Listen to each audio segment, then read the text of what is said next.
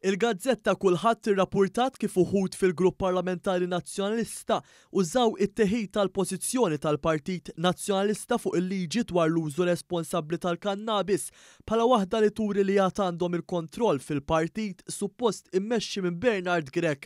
Bit-titlu Grech bla direzzjoni il-Gazzetta kulħadd irrappurtat dwar kif sensiela tal-qatt jaħarqu tal-Grupp Parlamentari Nazzjonalista waslu biex il-ġimgħa filgħaxija il-Kap Nazzjonalista Bernard Grech kellu jaċċetta li jibla l-kliem u d-dikjarazzjonijiet kollha li lissem fil-pubbliku dwar ir-riforma fil-liġi tal-kannabis biex issa se jmur fil-Parlament u jgħid li huwa kontra.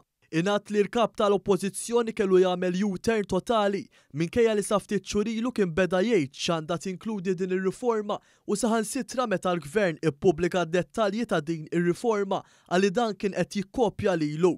Dan qalu anke jekk hu l-partit tiegħu ma ħadux sehem fil-konsultazzjoni pubblika meta l-Gvern ħareġ white paper dwar is-suġġett l-aħħar ta' Marzu li għadda. Il-Gazzetta kulħadd innutat 4 sitwazzjonijiet li fihom Bernard Grech spiċċa jmeri lilu nnifsu. L-ewwel qal li l-Gvern għandu jara kif il-kannabis tista' tinxtara b'mod legali anke jekk qatt ma pparteċipa fil-konsultazzjoni pubblika.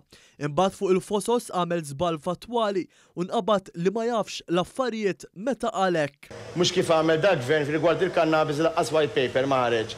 Meta l-Gvern imbagħad ippubblika l-abbozz ta' liġi li tressaq fil-Parlament dwar l-użu responsabbli tal-kannabis, Grech qal li l-Gvern ikkopja lilu biex imbagħad il-ġimgħa filgħaxija ħareġ stqarrija jgħid li huwa kontra. Fi kliem bosta anke fil-partit tiegħu stess iżda mhux biss għamel farsa minn materja ta' importanza nazzjonali.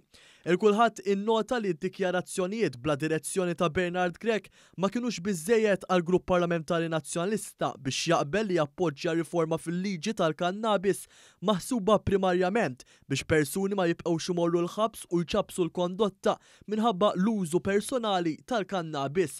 Lanqas l-attakk minn imkien fuq dawk favur l-aport ma kien biżżejjed bħala kompromess.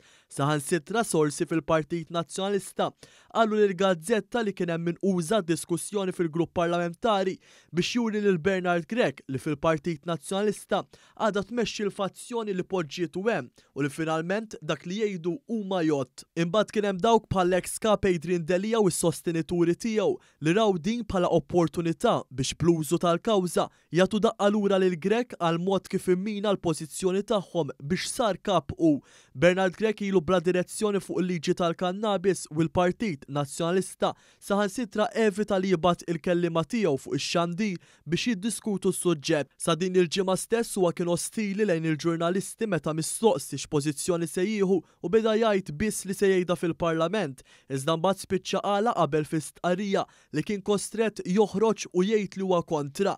Il-liġi dwar l-użu responsabbli tal-kannabis se tibda tiġi diskussa fil-Parlament it-3 filgħaxija.